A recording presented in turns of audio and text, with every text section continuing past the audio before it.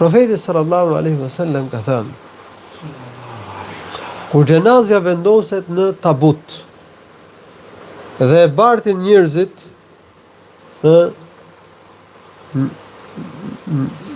në qafat e tyre, e bartin burrat, e ka cilësuar sipas një varianti e bartin burrat. Në qoftë se kjo xhenazë është e mirë, thot: më afroni, pra shpejtoni. Me që sheh nderimin që ka përgatitur Allahu për to, mirësitë që ka përgatitur Allahu për to, dhe thot shpejtoni që të arrijmë mirësitë e Allahut të lartësuar. Nxitoni. E nëse nuk është e mirë xhenazja, nëse ka qenë njëri i keq, thot mirë për mua. Faktikisht në hadith përmendet domethënë në vetën e tretë. Thuhet mirë për ata. Transmetuesi e ka sjellë në këtë mënyrë që të mos i atribuoj vetes mirimin. Por dietarët kanë thënë domethënë që në realitet xhenazja domethënë njeriu i keq thot mirë për mua.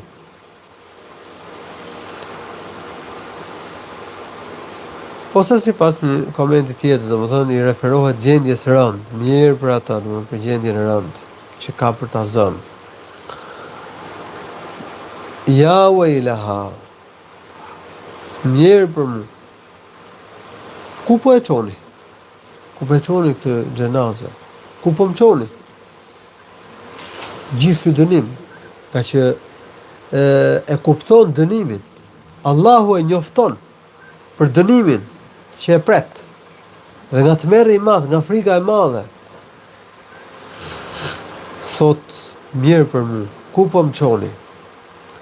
E dëgjon zërin e këtij njeriu të keq, kësaj xhenaze të keqe, kur zërin që lëshon gjithçka përveç njeriu. Po ta dëgjonte njeriu zërin e kësaj xhenaze, do të vdiste. Aq i rënd është zëri i saj. Hadithin ka sjellë Buhariu në Sahihun e tij.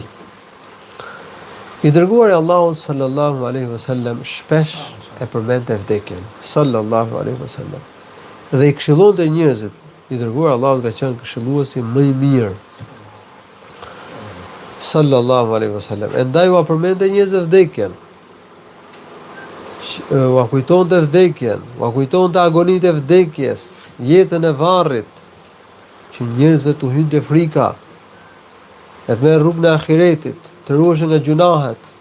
Një hadith i dërguar Allahu sallallahu alaihi wasallam ka thënë: "Ekthiru min dhikri hadhimi ladhat." Ka thënë kujtojeni, përmendeni shpesh atë që do t'i shem kënaqësitë, do t'i ndërpres kënaqësitë. E cila është ajo? Është vdekja. Vdekja është gota e hidhët që do ta shijojë, do ta vuajë çdo njeri. Dhe do t'i shem gjitha lezetet, kënaqësitë dhe mirësitë që ka përjetuar njeriu këtë botë. Kjo është jeta e kësaj bote. Njerëzit do të vdesin, do ndahen nga kënaqësitë e kësaj bote. Ndaj mençuri përgatitet për jetën pas vdekjes. Kafirat dhe zullëmçarët, keqbërësit thonë mos fol për vdekjen, mos e përmend vdekjen. Mos ta fol për vdekjen. A thua se nuk do vdesin?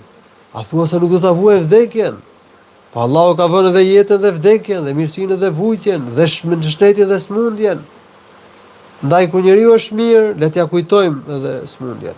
T'ja kujtojmë vujtjen, t'ja kujtojmë edhe vdekjen, që njeriu të mos ketë siguri nga dënimi i Allahut. Po të ketë frikë nga dënimi i Allahut. Po dhe të shpresoj. Kur e vendosin xhenazën, Profeti sallallahu alaihi wasallam pra ka përmendur kur e vendosin xhenazën dhe e bartin burrat. Xhenazja vendosen tabut. Dhe e bartin burrat. Ata që e përcjellin xhenazën janë burrat dhe jo gratë. Kjo suneti i profetit.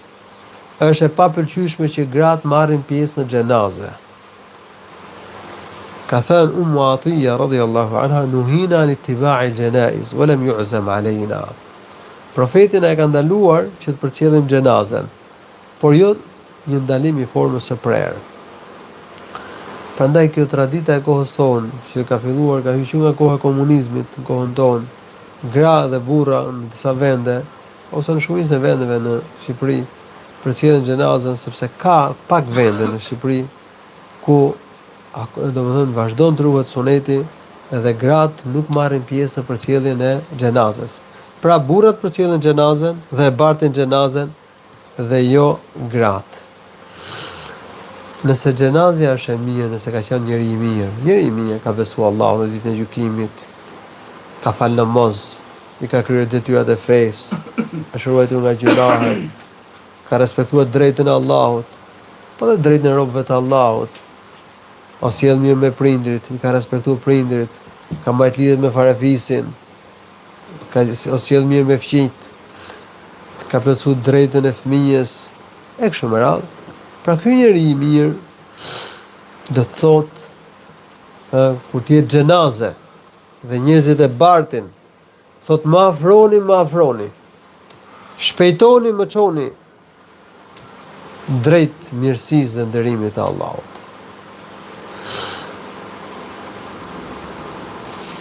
Zëri dhe fjalët që thot xhenazja sipas mendimit më të saktë janë realitet.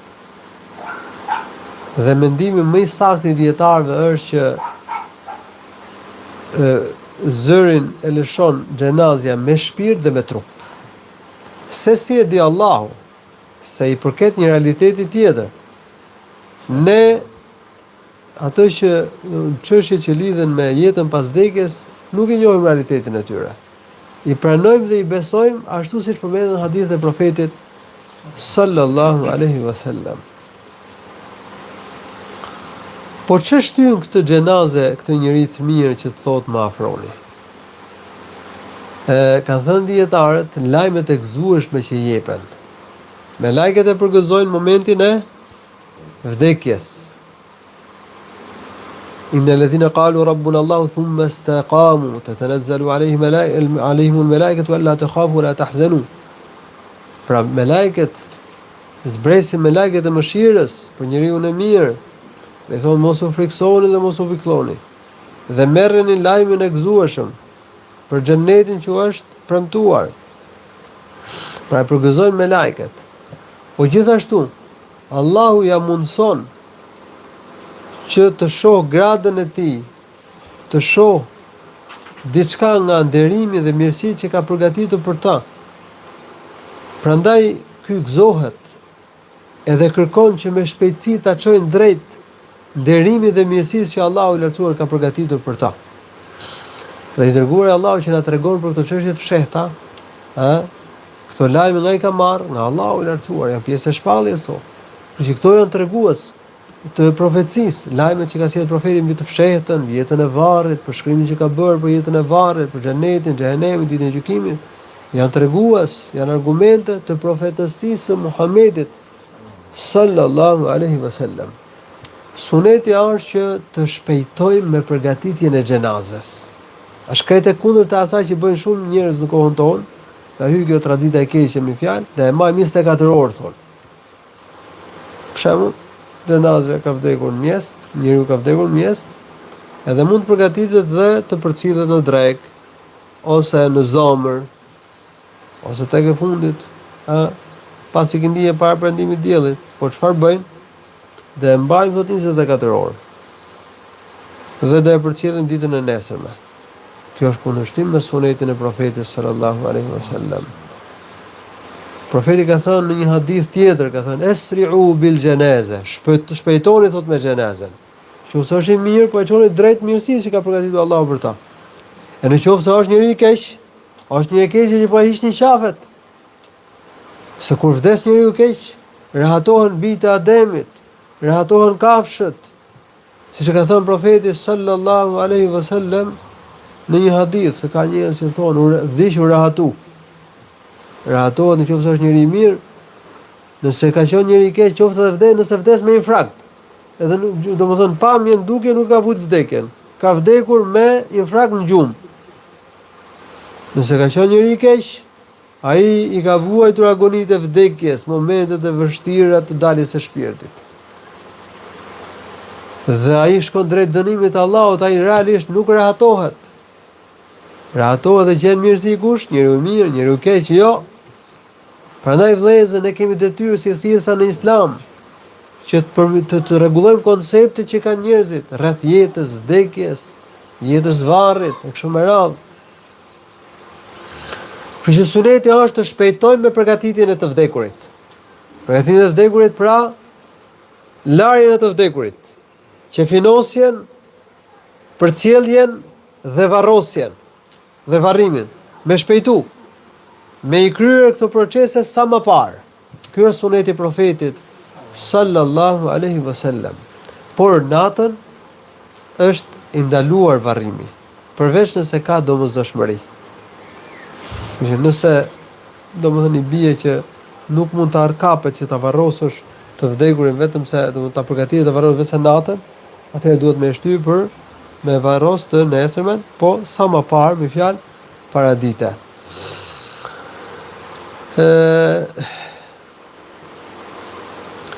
Gjithashtu kur përcjellim xhenazën, duhet me ecë shpejt. Suneti është me ecë shpejt. Për të ardhur keq, ka edhe disa hoxhallar që domethënë që i urrejnë vëllezërit e sunetit që shpejtojnë kur përcjellin xhenazën, ecën shpejt. Në fakt nga hadithet e profetit kuptohet që me ecë shpejt. Dhe shokët e profetit nuk e pëlqenin që me ecë avash me xhenazën. Dhe dikush prej tyre kur pa që po ecën avash me një xhenazë, tha nuk ka qenë kjo, domethënë praktika jonë në kohën e profetit sallallahu alaihi wasallam. Pra me shpejtu. Dikush mund thotë, po çfarë thonë xhahilat për xhenazën, thonë e të çështjet e varrit, varrimit, të vdekjes nuk duhet me përfill fare çfarë mendojnë xhahilat, keqbërësit dhe të paditurit. Fare. Këtu nuk duhet i mësojmë fort sunetit, respektimit sunetit, që edhe të tërheqin vëmendjen e tyre. Se ata çdo gjë synojnë të bëhen domethënë në mënyrë që të mos përmendet vdekjet, mos kujtohet vdekjet, mos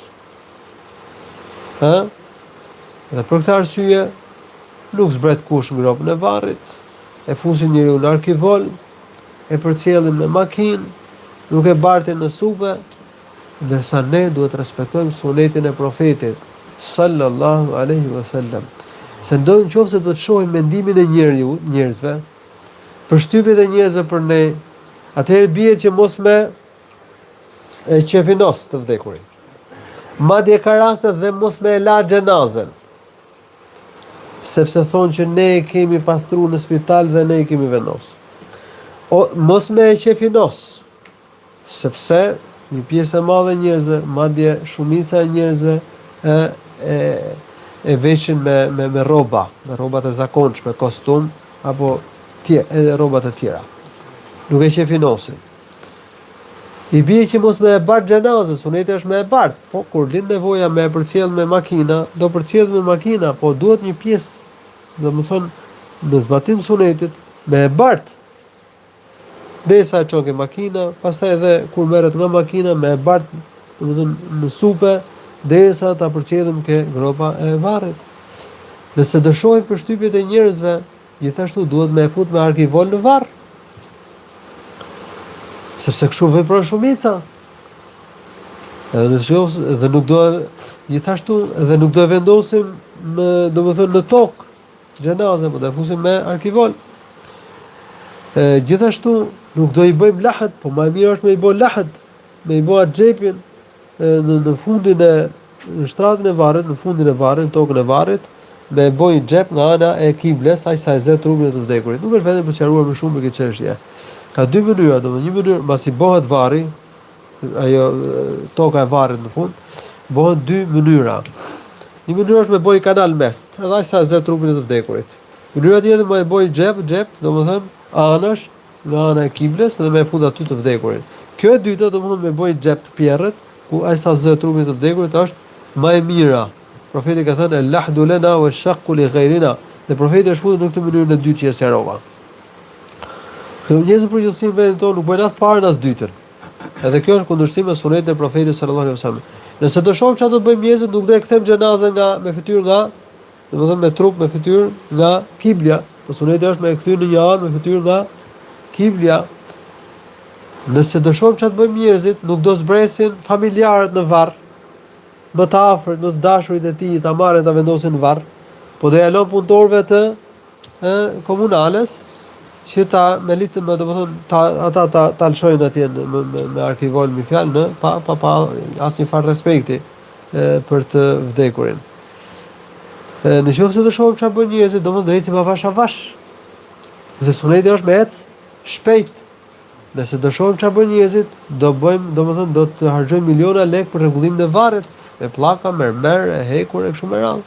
Nëse suneti është domethënë me qenë varri i mysit, me ngjet vetëm një pllak, me dheun që del nga varri, edhe i më i vendosur, domethënë një gur, ose mund të vendosur një copë dras vet gurit, i vendosur tek koka, dhe kaq që dallohet, domethënë që është varri, rregullohet varri.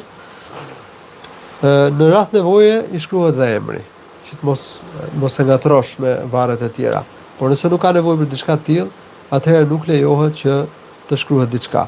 Mos zgjerohemi shumë për çështjen e varrimit, dua më thonë, nëse njeriu hap postat vetes me pa përshtypjet dhe mendimet e njerëzve në lidhje me çështjen e xhenazeve, është e pamundur të kënaq njerëzit, vetëm se duke kundërshtuar sunetin, rregullat e xhenazes. Prandaj një nga synimet është jo vetëm duhet me respektu sunetin, po edhe nga synimet e davetit është që qëllimisht me i respektu rregullat e xhenazes, deri dhe këtë çështjet më të mësishme që janë sunet, që do të rriqet vëmendja atyre që janë të shkujdesur ndaj vdekjes, ndaj ahiretit, që t'i thrasin mendjes.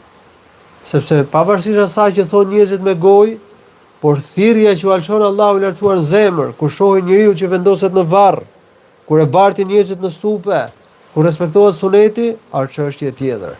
Pra këto rregulla janë me urtësi. Këto rregulla që vinë në sunetin e profetit sallallahu alaihi wasallam janë me urtësi. Nëse xhenazja është e keqe, lëshon një britëm të rënd. Ku po më çoni? Nga që merr sinjalin për dënimin e rënd. Sheh çfarë pret. Dhe nga tmerri i madh, tmerri i dënimit, thot ku po më çoni? Këtë zë dëgjon gjithçka. Atëherë ka gjëra që dëgjojnë zëra që nuk i dëgjojnë njerëzit. E përmenda pak më parë që këtë zë që lëshon xhenazja, që lëshon edhe që lëshon ky njeri i keq, e lëshon edhe shpirti edhe trupi. Se si e di Allahu subhanahu wa taala. Kjo sipas mendimit më të saktë të dietarëve.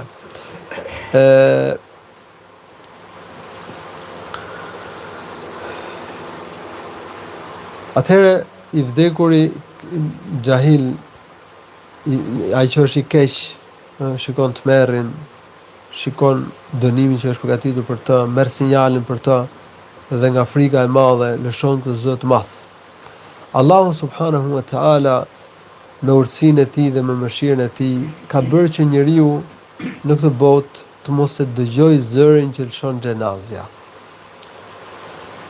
Dhe gjithashtu të mos e dëgjojmë dënimin që vuajnë njerëzit e këqij në varre. Se njeriu në varr ose begatohet ose dënohet. Nëse dënohet robi në varr, do lëshojnë zë të tmerrshëm. Ai sa ka thënë profeti në hadith, e dëgjon gjithçka përveç gjindëve të njerëzve. Po ta dëgjonin gjindët e njerëzve do të vdisnin. Është mëshirë nga Allahu që njerëzit në këtë botë nuk e dëgjojnë zërin e xhenazes, por as dënimin e varr, se po ta dëgjonin do vdisnin. Po ta dëgjonin nuk do mundeshin ta bënin jetën në këtë botë, në mënyrë që njerëzit bëjnë jetën. Po dhe që të përmbushet qëllimi i Allahut, që njerëzit vihen në provë, se jemi në provë në këtë botë. Në qoftë se ne do të dëgjonim zërin e xhenazes, në qoftë se njerëzit do të dëgjonin zërin e xhenazes, nëse do ta shihnin dënimin e varrit apo do ta dëgjonin dënimin e varrit, atëherë nuk do ishin provë. Allahu na ka vënë provë, ta besojmë pa e parë. Besojmë që ekziston dënimi, që ekziston mirësia për njerëzit e mirë në varr, pa i pa ato. Dhe të përgatitemi për ahiretin, edhe pse ne nuk e shohim atë. Pra, Allahu i lartësuar me urtësi ka bërë që njerëzit në këtë botë të mos të dëgjojnë zërin e xhenazes pas ato që ndodhin në varr. Dhe në këtë hadith gjejmë stilin e ngjalljes së shpresës dhe frikësimit. Pasi profeti, duke folur për njeriu e mirë, që thot, më shpejtoni, nxitoni, na ngjall shpresën që të bëhemi njerëz të mirë, që të jemi prej tyre. Dhe nga ana tjetër, duke përmendur zërin e rënd që lëshon njeriu i keq, profeti sallallahu alaihi wasallam na fut frikën që të mos jemi nga njerëzit e këqij. Bëjmë vepra të mira, të ruhemi nga të këqijat, që të mos jemi në radhë të njerëzve të këqij, të cilët dëlçojnë një zë kaq të rënd kur të barten si xhenaze.